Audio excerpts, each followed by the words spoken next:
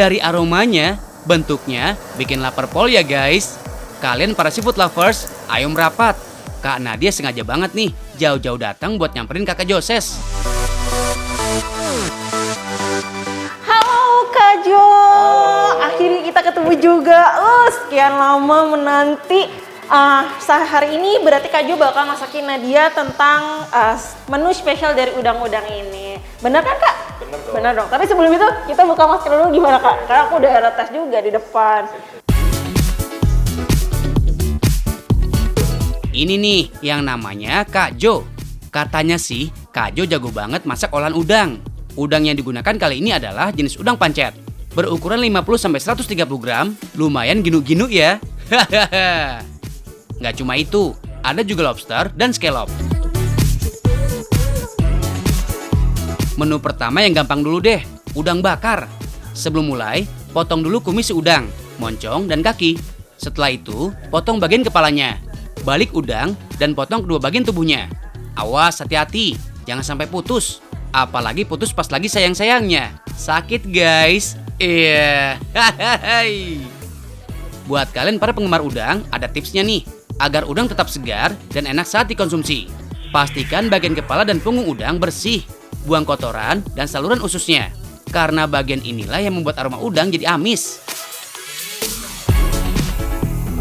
For your info nih guys, udang pancet tambak atau udang windu emang paling cocok dibakar. Karena memiliki kerapas kulit yang cukup tebal.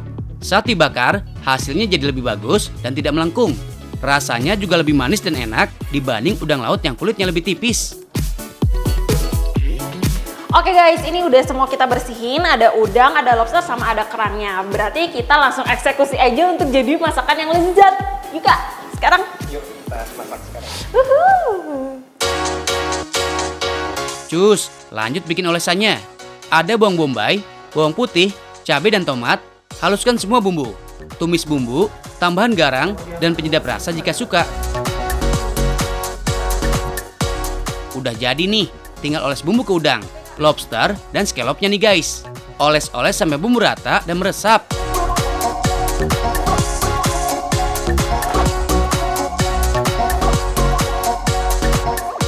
Jadi tuh guys, gak ngaruh gitu kalau misalnya kalian udah buka si udang ini, terus ada yang bilang kalau dagingnya lebih besar itu rasanya lebih hambar daripada udang yang lebih kecil. Enggak, tapi kalau masaknya bener, itu kayak Kak Jo tadi, semuanya dibagi dua rata, itu hasilnya akan sama aja, dagingnya akan mantap-mantap aja. Betul ya Kak ya? Betul. Tuh, lanjut kita. Waktunya memanggang udang dan teman-temannya. Masukkan oven dan panggang selama 6 menit pada suhu 175 derajat Celcius. Tahu nggak sih guys, jadi kalau misalnya kalian ingin bakar udang menu dari Kak Jo ini lebih baik menggunakan oven. Kenapa? Karena kalau misalnya kita menggunakan batu bara alias grillnya kayak sate-sate gitu, si hasilnya itu udangnya nggak akan juicy alias kering karena si cairan itu jatuh ke batu bara. Tapi kalau kita menggunakan oven, itu nanti cairannya itu kan ada di wadahnya dan itu menghasilkan daging yang juicy. Udah selesai nih. Sabar guys, masih ada step terakhir. Torch udang seperti ini. Hal ini dilakukan agar aroma udang lebih smoky. Finally, done guys. This is it. Udang, lobster, dan scallop bakar ala udang dut. Siap berdangdut, menggoyang lidah dan perut. Iya. Guys, bagi kalian pecinta udang, ada banyak ukuran udang yang bisa kalian pilih di sini. Ada ukuran standar 50 gram, ukuran besar, jumbo, raja, sampai ukuran ratu yang beratnya mencapai 130 gram. Dijamin puas deh.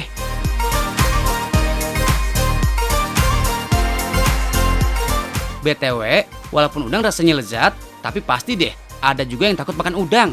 Padahal udang sangat kaya manfaat, seperti membantu pembentukan jaringan dan sel baru di dalam tubuh. Udang juga mengandung mineral alami, seperti kalsium, magnesium, fosfor, kalium, dan zinc.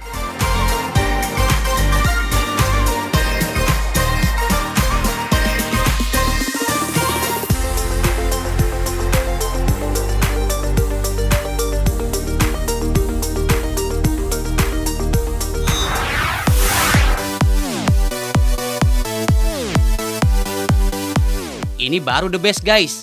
Dari tampilannya aja udah bikin mupeng alias muka pengen. Oh iya, ada yang tahu dengan olahan kue yang satu ini? That's right, this is chiffon cake.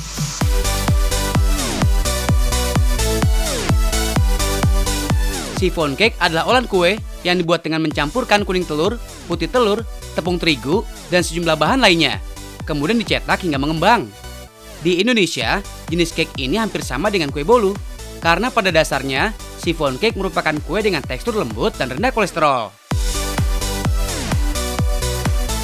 Proses pembuatan kue ini terbilang unik guys. Pasalnya, putih dan kuning telur dikocok terpisah. Untuk lemaknya, chiffon cake menggunakan minyak nabati, bukan mentega. Cetakan chiffon cake juga tidak boleh diolesi minyak maupun margarin.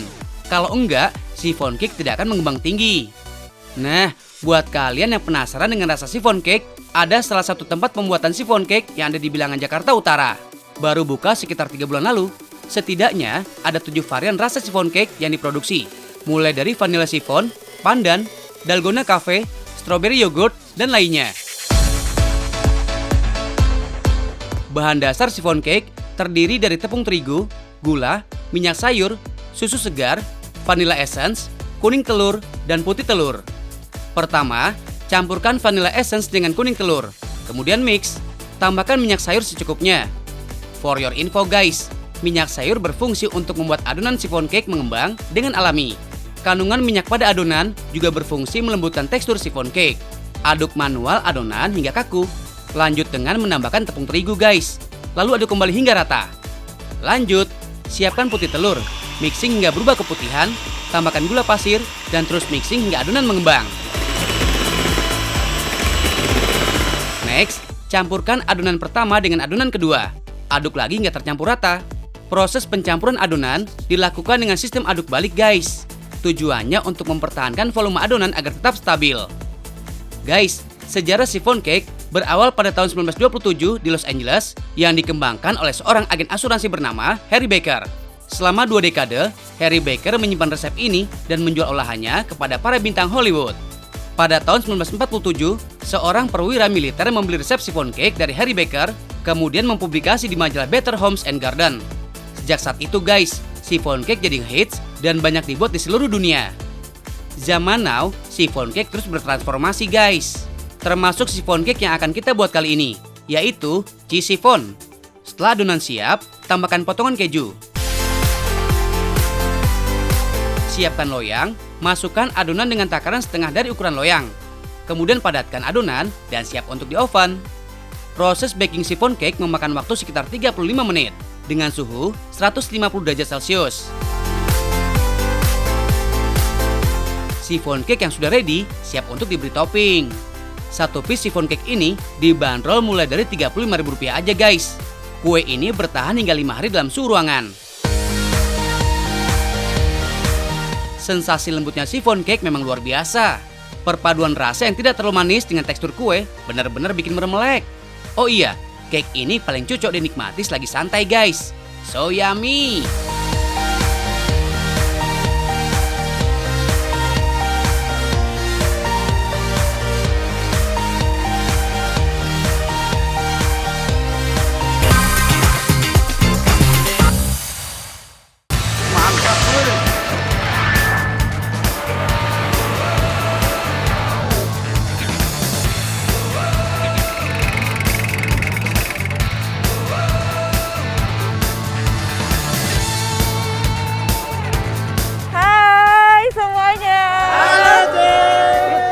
Nah guys, jadi hari ini aku mau go west Trabes sama mereka. Kita bakal ngelewatin desa, jalurnya trek sungai-sungai kayak gitu. Pokoknya seru banget deh sama mereka. Langsung aja yuk, iya kak guys?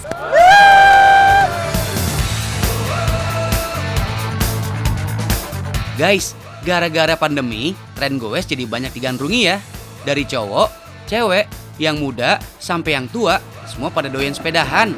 Memang nggak salah sih guys, soalnya bersepeda diklaim dapat mengurangi stres, mencegah penyakit jantung, dan segudang manfaat lainnya. Kali ini sepedahannya bukan di jalan aspal, jadi mau nggak mau, sepedanya harus yang cocok guys.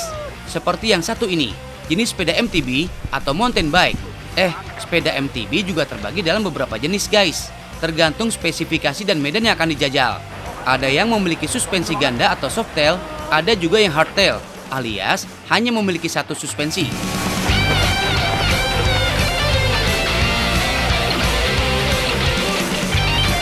Oh iya guys, sepeda MTB bukan berarti nggak boleh dipakai di jalan aspal ya. Sasa aja kok, terutama sepeda MTB jenis softtail dengan ukuran suspensi yang nggak terlalu tinggi. Jauh sebelum negara api menyerang, alias sebelum masa pandemi, banyak para pesepeda yang aktif di jalan raya menggunakan sepeda jenis MTB. Kalian pasti sering dengar kan, kalau menurut teman-teman kita yang udah lama main sepeda, intinya bukan pada sepedanya, tapi pada kekuatan dengkul kita.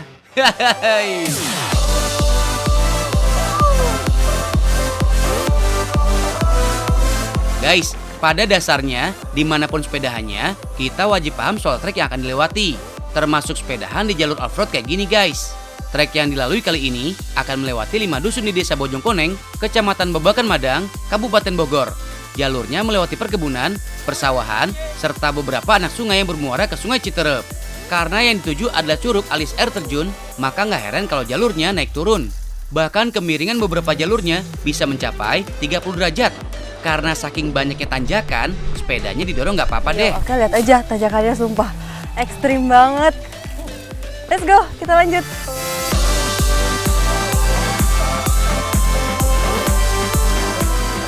Asli guys, ini medannya capek banget, apalagi medannya berbatuan banget, parah. Semangat! Berakit-rakit ke hulu, berenang-renang ke tepian, menanjak-nanjak dahulu, jalan landai kemudian. Hehehe.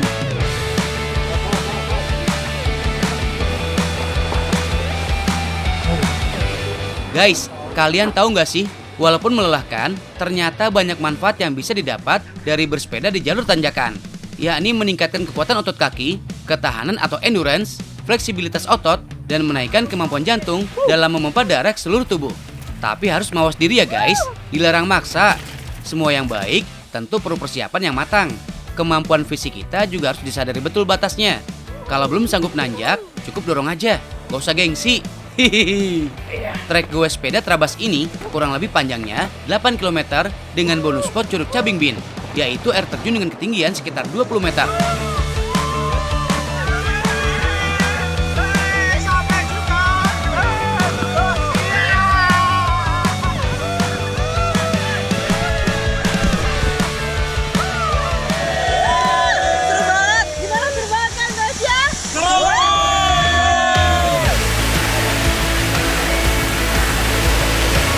Dikelola secara swadaya oleh warga sekitar, spot curug ini sengaja dibendung agar terbentuk kolam yang lebih besar dari air yang dibendung. Oke guys, kita goesnya udah, capek-capeknya udah, sekarang kita waktunya ngadem.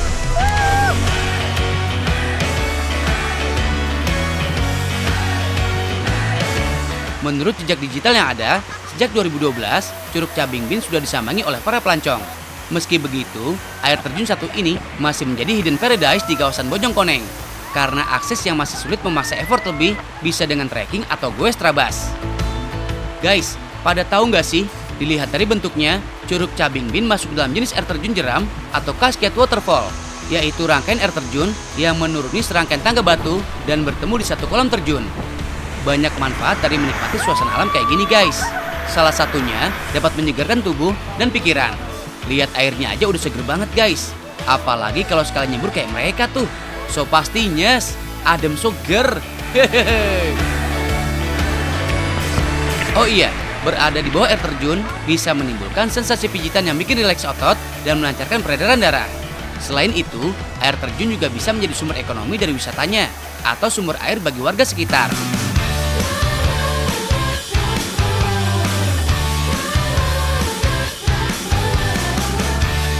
Nah guys, tadi kan kita habis bakar kalori, sekarang waktunya kita isi energi dengan makan durian. Yuk, langsung aja yuk kita makan. Wow, sumpah ini menggoda banget. Guys, tempat ini juga bisa jadi base camp untuk goes kalian. Tempatnya nggak jauh dari trek goes dan bisa diakses dengan mobil.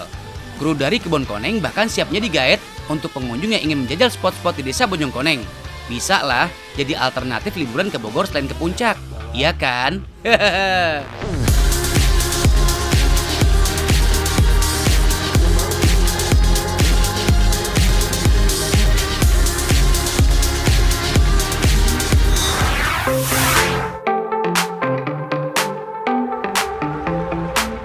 Guys, apakah kamu termasuk pecinta cookies? Klop banget deh kalau gitu sama Gea. Kue kering crunchy lengkap dengan topping choco chips ini emang lagi naik daun. Dan makin kesini, si cookies udah nggak old school lagi guys. Banyak banget inovasinya, biar tetap dilirik jadi cemilan favorit. Kalau biasanya cookies krenyes-krenyes, yang dimakan Gea beda guys. Bentuknya tebal, teksturnya lembut, dan rasanya melted banget di lidah. Wih, daripada penasaran, mending ikut Kak Gia kuy ngerecokin dapurnya Fat Baker nih. Hahaha. Nah guys, sekarang aku udah sampai nih di rumah teman-teman aku. Ini lebih ke kayak adik-adik aku apa berondong aku ya? Enggak, udah. Yaudah, kita langsung next aja kenalan. Dan ini dia, ada Kak Adit. Hai, dan ini ada Kak Farhan. Dan mereka ini guys yang ternyata bikin kue yang kekinian tadi yang aku cobain itu loh. Udah ada Aditya dan Farhan yang standby. Duo bakers alias tukang bikin kue ini mau nunjukin resep andalannya. Jangan pakai rahasia-rahasiaan ya bang. Perintilan bahannya lumayan banyak nih guys. Ada baking powder, garam, baking soda, telur, vanilla ekstrak, butter, coklat, choco chips, brown sugar, gula pasir, dan tepung. Semuanya masih gampang lah ya buat dicari. Oke, langsung aja. Eksekusi nggak pakai lama. Campur butter, tambahkan gula pasir dan brown sugar. Guys, tahu nggak sih? Hampir semua masakan dipakein gula. Nyari gula juga gampang, nggak kayak dulu. Pada abad 13 lampau, gula termasuk barang mewah loh. Cuma keluarga kerajaan dan kaum bangsawan yang bisa makan gula. Jumlahnya nggak banyak, bikin gula jadi barang langka. Tapi seiring kemajuan industri makanan, pada abad ke-19, harga gula terjun bebas. Gula sudah bisa diproduksi massal. Semua orang bisa beli dan makan gula. Jenis gula pun beragam. Tapi ingat ya guys, jangan bablas. Tahu sendiri kan, penyakit yang mengintai kalau kebanyakan konsumsi yang manis-manis. Udah jadi nih adonannya. Praktis kan? Sebelum ke tahap selanjutnya, bagi adonan seberat 102 gram. Lumayan besar ya untuk ukuran sepotong cookies.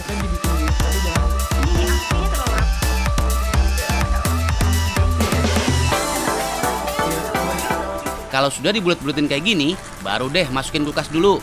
Alasannya agar adonan semakin solid, sehingga tidak melebar saat dipanggang nanti. Oh iya, adonan yang lebih dingin dibanding suhu ruang juga bikin teksturnya jadi lebih crunchy guys. Guys, tahu nggak sih, agar kondisi adonan tetap baik, gunakan pembungkus seperti plastik wrap, aluminium foil, atau kontainer alias wadah kecil kedap udara. Di freezer, adonan bahkan bisa bertahan 1 mingguan loh. Sebelum dipanggang, oven terlebih dulu sekitar 5 menit agar suhu lebih stabil. Baru deh, adonan cookies bisa dipanggang. Set temperatur sekitar 140 sampai 150 derajat Celcius. Dengan waktu panggang sekitar 20 menit tergantung oven. Tunggu sampai cookiesnya mengembang dan meleleh. Yap, dari yang tadinya berbentuk bulat tebal, lama-lama adonan akan kempes dan melebar dengan sendirinya. Seperti ini.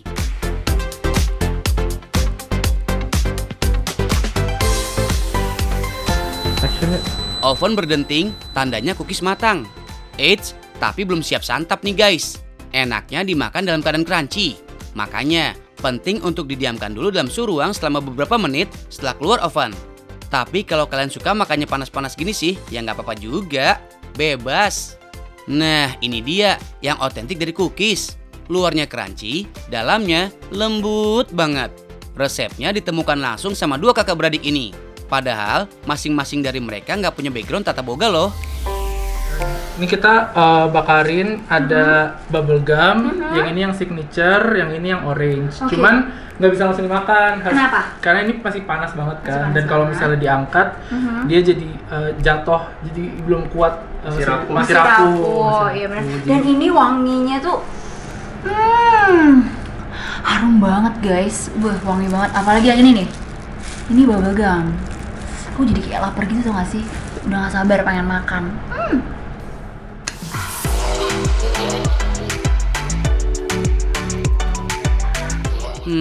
Pengen nyoba nggak sih? Cus, bisa pesan online guys. Dengan 20 ribuan, kamu udah bisa cicipin cookies signaturnya. Ada green tea, red velvet, mint, dan masih banyak lagi. Tinggal dipilih. Rasanya yang manis dijamin bikin mood bete jadi happy lagi. Apalagi kalau lagi stres atau capek kerja seharian. Oh ya guys, tahu nggak sih? Ternyata Choco Chip cookies kayak gini jadi kue populer di Amerika loh. Dan hampir separuh lebih penduduknya makan cookies setiap hari. Bahkan saking famousnya, sampai ada hari khusus untuk merayakan cookies. Namanya National Cookie Day, yang jatuh pada tanggal 4 Desember setiap tahunnya. Luar biasa ya.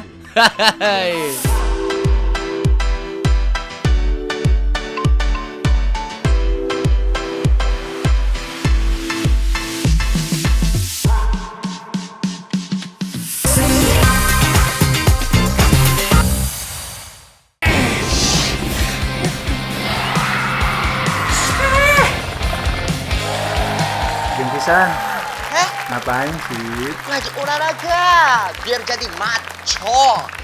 Nanti dengan saya ada banyak urat-uratnya. Genki, ngapain sih kamu? Lagi olahraga, bikin urat-uratnya. Ya ampun, Iya. bukan urat tangan yang saya maksud. Urat yang kemarin saya beli yang buat dimasak. Urat untuk masak. Itu urat apa? Ya ampun Genki, jangka sembung naik ojek nggak nyambung Jack. Yuk ikutan saya, kita bikin aja olahan uratnya. Oke.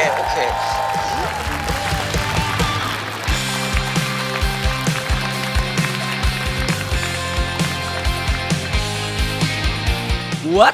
Urat? Bener nih urat. Urat emang bisa dimakan guys.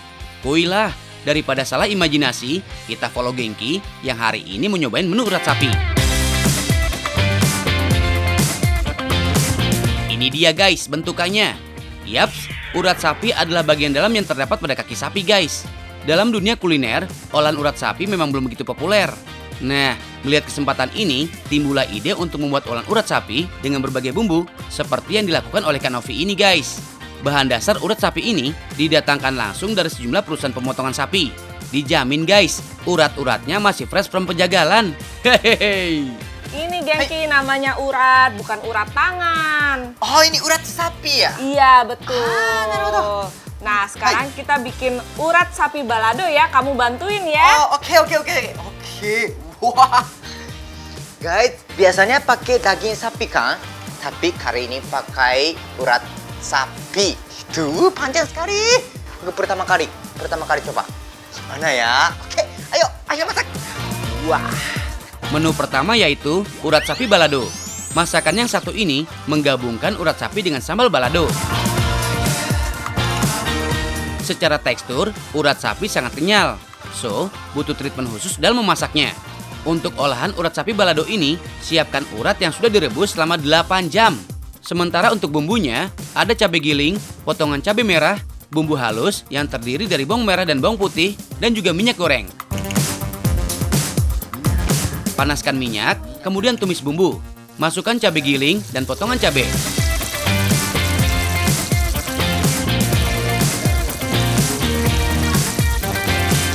Campurkan urat sapi, aduk, dan masak hingga matang. Dalam sehari, setidaknya ada 50 kg urat yang dimasak guys. For your info ya guys, urat sapi ini termasuk barang langka loh. Susah banget buat mendapatinya. Bayangin aja, satu ekor sapi hanya memiliki satu urat saja pada bagian pahanya. Itu kenapa urat sapi menjadi salah satu hidangan spesial dan jarang ditemui. Aduk-aduk urat sapi balado hingga sambal meresap ya guys. Udah jadi nih Gen. Weh, udah jadi. Wow, banyak sekali. Satu ekor sapi. Betul. Oke, bagus. Oke, aku makannya. Terima Bentar kasih. dulu. Kenapa? Kamu mau rendang nggak? Rendang? Iya, kita bikin rendang urat. Ada rendang juga? Iya. Serius? Oke, mau.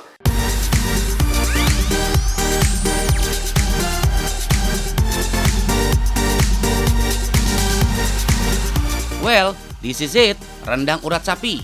Untuk bahan rendang urat sapi, siapkan urat sapi yang masih segar ya guys. Santan, bumbu halus, minyak, rempah-rempah, daun jeruk, serai, dan pelengkap lainnya.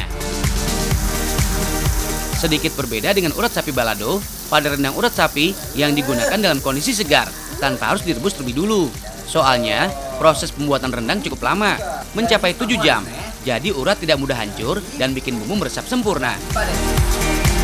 Urat sapi memiliki kandungan lemak yang rendah guys. Permukaan urat lembut seperti agar-agar. Urat sapi juga kaya akan kolagen. Kolagen adalah jenis protein yang memiliki kandungan asam amino esensial. Kolagen berfungsi untuk membentuk struktur pada jaringan guna mempertahankan kekuatan dan elastisitas kulit. Selain itu, kandungan selenium pada urat sapi juga sangat tinggi guys. Selenium berfungsi mengaktifkan enzim antioksidan dan tubuh, sehingga mampu melindungi tubuh dari penyakit berbahaya guys, seperti kanker. Oke guys, tadi kario, tapi ini udah jadi rendang. Jadi bumbunya lebih merasa. Wah, nggak bisa sabar. Pergi makan langsung. Yus, langsung ya.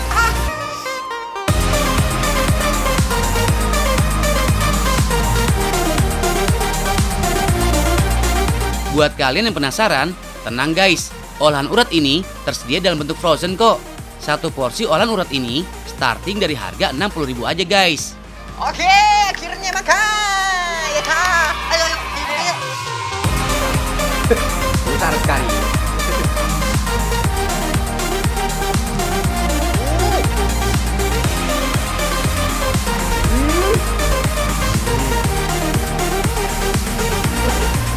Apa? Empuk, tapi kayaknya meleleh di mulut. Meleleh. Meleleh ya kayaknya. Mantep ya. Jadi ini beneran kolagen ya? Kolagen. Benar. Di kolagen itu bagus untuk kulit. Jadi kalau makan ini jadi cantik. Jadi ganteng. Kalau aku enggak. Tapi pedas ya. Sudah. Pedas sekali.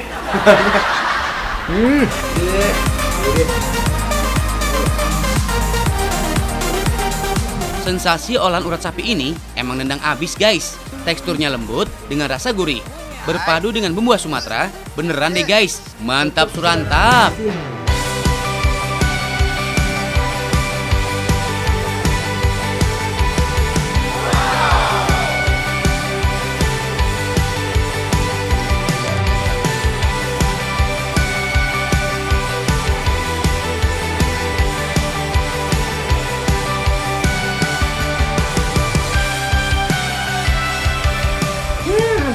Ya.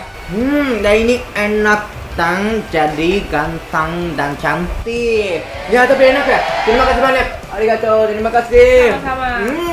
Oke, jadi tunggu keseruan Genki di tahu nggak sih? Makin tahu makin banyak ilmu. Dan jangan lupa jaga jarak ya guys. Oke. Yus, terima kasih ya. Aku bawa pulang ini dan ini. Arigato. Terima kasih. Makan ini. Arigato.